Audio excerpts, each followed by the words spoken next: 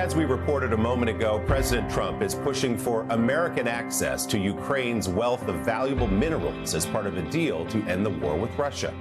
Ukrainian President Volodymyr Zelenskyy, under intense pressure from the United States, is considering the proposal as President Trump's hostile approach to Zelenskyy raises concerns about the future of Ukraine and the terms of peace in the war Russia started 3 years ago tomorrow.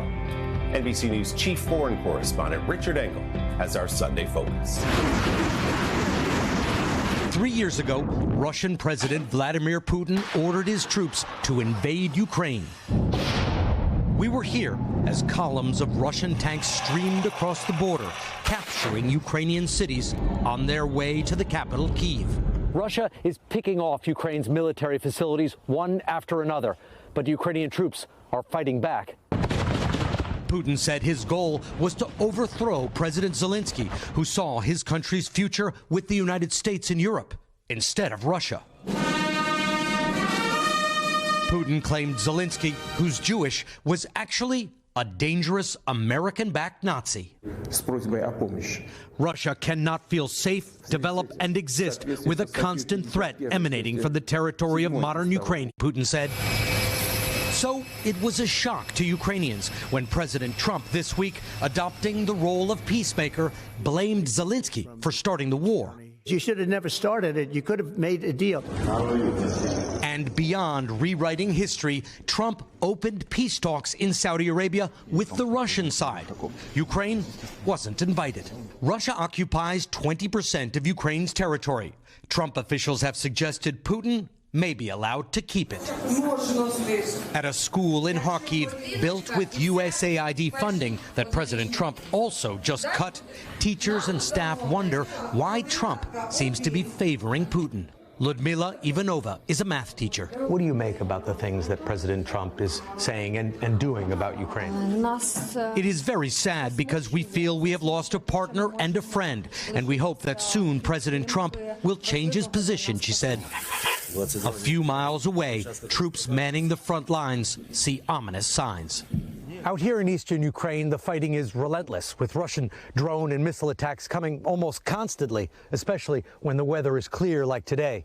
But now Ukrainian troops say they have perhaps an even bigger problem, wondering whether they still have support from Washington. Does it feel like decisions are being made about Ukraine without Ukraine's input? Yes, this is exactly the feeling we have, said Ivan, a commander of the 127th Brigade. It does influence the mood. It's very demotivating. At a rehab clinic, some soldiers told us they think Ukraine is caught between a rock and a hard place and has few options. Volodymyr Chaika is a sergeant in the Storm Brigade. Some critics have said that President Trump is exploiting Ukraine, is taking advantage of its position right now in order to extract resources. Between two evils, you have to pick the better one, he says. If I have to choose between the United States and the possibility that Russia will take over our country, I pick the United States. And Richard joins me now live from Kharkiv, Ukraine. Some Republicans, Richard, pushing back this week on President Trump's characterization of Zelenskyy as a dictator and Ukraine as the aggressor in the war. But what does his hostile stance mean for a potential deal to end the war? Well, it makes Ukrainians, as you saw in that package, very nervous. They think that Trump and Putin have some sort of special relationship, that they are trying to, between the two of them, to carve up Ukraine. And Ukrainians say that if there is a bad deal, if they are forced to accept a deal that leaves this country weak and unstable, it would only lead to more conflict in years to come. They see right now the future of this country is being decided. The future map of Ukraine is being locked into place, at least for now. The borders are going to be potentially redrawn. And they're very skeptical, based on what they've seen so far, that President Trump is going to be an honest broker. And they worry much more that he's going to cut a favorable deal for Vladimir Putin, potentially forcing the Ukrainians to sign away natural resources. But they say if they're in a weak position, it's bad for Ukraine, and long term, it's bad for Europe, and also bad for the United States. We will see how this plays out in the days and weeks to come. Richard Engel with his typically great reporting from the ground there in Ukraine. Richard, thanks so much.